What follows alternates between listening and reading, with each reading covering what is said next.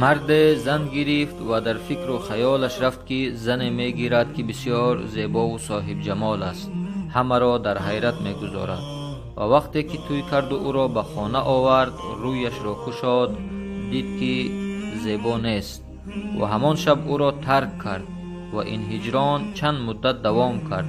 و وقتی که زن حس کرد، نزد او رفت و گفت: ای مالک، شاید در این کار یگان خیر باشد. و مالک با او ازدواج کرد، لکن در دلش مهر دوست داشتن نبود، به خاطر حسن خوب نداشتنش، و دوباره این زن را ترک کرد، ولیکن این بار 20 سال ترکش کرد و ندانست که زنش از او حامله شده است. و بعد از 20 سال به مدینه برگشت و داخل مسجد شد تا که نماز خواند. پس امام را شنید که درس میداد و نشست درس را گوش کرد و تعجب کرد و نام امام را پرسید. گفتند: امام انس نام دارد. گفت: پسر کی است؟ گفتند: پسر مردی است که مدینه را 20 سال پیش ترک کرده بود، نامش مالک است. و نزد او رفت و گفت: حالا خانه اتون می رویم، ولیکن من در نزد در می ایستم و به مادرت بگو که مرد در نزد دروازه ایستاده می گوید شاید در این کار یگان خیر باشد. پس وقتی که به مادرش گفت زود برو در را باز کن، وی پدرت است. بعد از نبودنش بازگشته آمد. زن نگفت که او ما را پرتافته رفته بود، هرگز در نبودن شوهرش او را به بدی یاد نکرده بود و استقبال به نهایت گرم انجام یافت.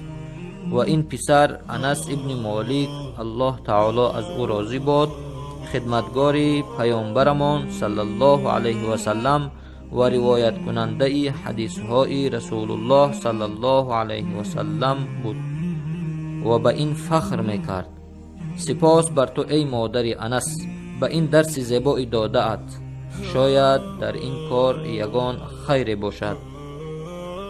گاه از کارهای و آدمهای میگریزیم برای اینکه نمیخواهیم با او همکار باشیم یا اون کار را انجام دهیم، شاید یگان خیر در آن باشد. الله هیچ کاری را به تأخیر نمیگذارد مگر اینکه یگان خیر در وی است و تو را از کار یا چیز محروم نمی سازد مگر اینکه خوبی در آن کار وجود دارد و تو را گریان نمی سازد مگر اینکه خیر در وی است و بلای را به سر تو نمی آورد مگر اینکه خیر در آن وجود دارد. به همین خاطر غمگین مباش، در همه کار خوبی است. شکر الله که همه خوبی ها در دست اوست و او بر همه چیز و بر همه کار قادر است. والسلام علیکم و رحمت الله و برکاته.